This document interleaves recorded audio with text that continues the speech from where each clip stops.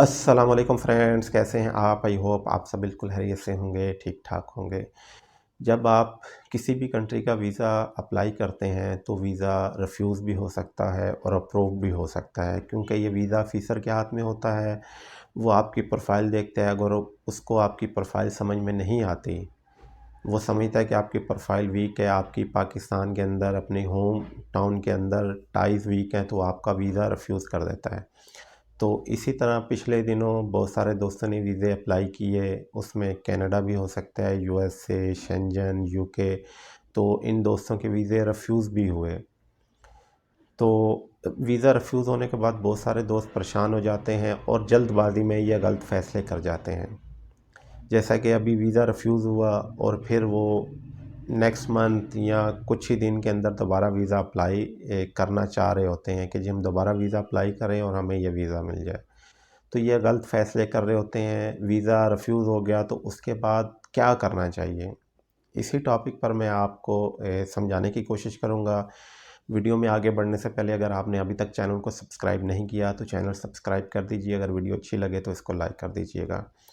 देखें, आपका visa refuse हो गया, बेशक वो कनाडा का वीज़ा आपका रिफ्यूज़ हो गया, आपने अप्लाई किया, आपको वीज़ा नहीं मिला और आपका वीज़ा रिफ्यूज़ हो गया और उसमें आपको वीज़ा ऑफ़िसर ने मेंशन किया कि आपकी होम टाउन के अंदर टाइज़ वीक हैं।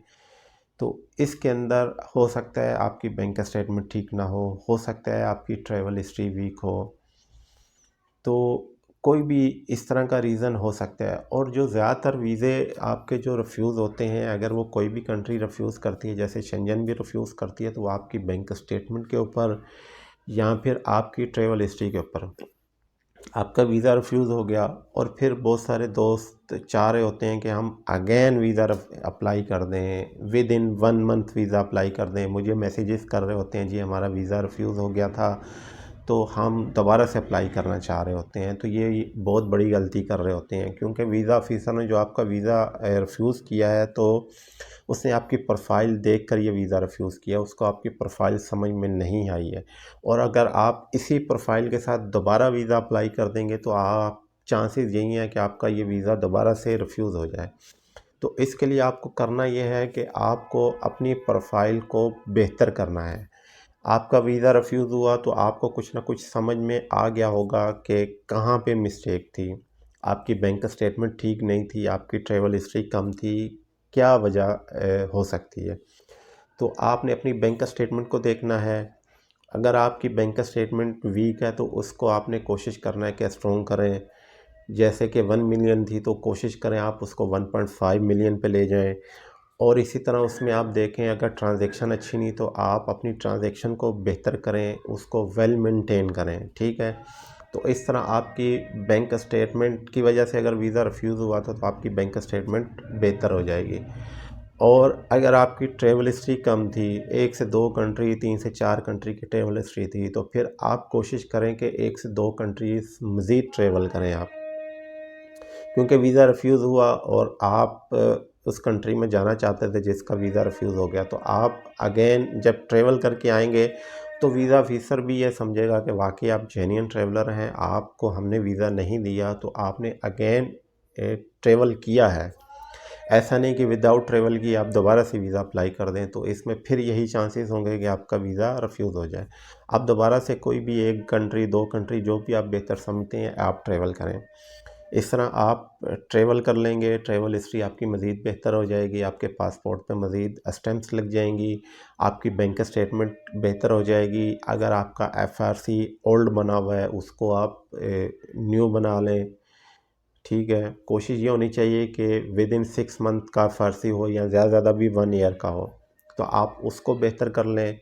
अगर आप के टैक्स रिटर्न जो है वो वीक थे, पहले आपने अगर फ़र्ज़ करो 6 लाख जो है आपने अपनी इनकम शो की थी, तो उसको आप इंक्रीज़ कर दें, 9 लाख, 10 लाख इस तरह कर दें। और अगर 10 लाख थी तो उसको 15 लाख ले जाएँ, थोड़ा वो टैक्स भी दे दें।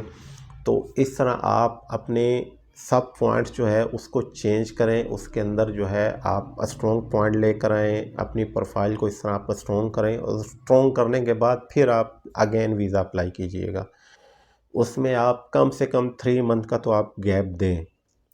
तो जल्दबाजी नहीं आपने करनी है, आप कम से कम 3 मंथ का गैप दें। अपनी प्रोफाइल ये जो मैंने पॉइंट बताए ये आप बेहतर करें, और बेहतर करने के बाद बेशक वो कनाडा है, बेशक वो यूएसए है, बेशक यूके है, बेशक शेंजन है, तो दोबारा से वीज़ा अप्लाई करें। तो इससे आपके चांसेस इंक्रीज़ हो जाएंगे वीज़ा मिलने के। तो अगर आपने शेंजन का वीज़ा था, स्पेन का वीज़ा आपका रिफ्यूज़ हो गया, तो आपने अपनी प्रोफाइल को इसी तरह स्ट्रॉन्ग करना है, और स्ट्रॉन्ग करके आप कोशिश करें कि दूसरी कंट्री जिसकी वीज़ा रेशो बेहतर जा रही है, जैसे जर्मनी है, अगर उसकी वीज़ा रेशो समझ में आ रही है उस टाइम के बेहतर है, नीदरलैंड की अगर बेहतर है या ऑस्ट्रिया की बेहतर है, तो आप उस कंट्री का वीज़ा अप्लाई कर दें। तो इस तरह अगर आप करेंगे तो फिर चांसेस होंगे कि आपका वीज़ा जो है वो अप्रूव्ड हो जाए। लेकिन अगर आप अगेन उसी टाइम आप कोशिश करेंगे, उसी प्रोफाइल के साथ आप चले जाएंगे, तो तकरीबन 99% यही चांसेस होंगे कि आपका वीज़ा अगेन रिफ्यूज़ हो जाए।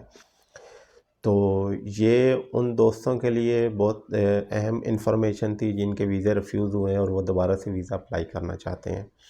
तो उम्मीद है कि आपको वीडियो पसंद आई होगी। मुझे इजाज़त दीजिए। अल्लाह हाफिज़।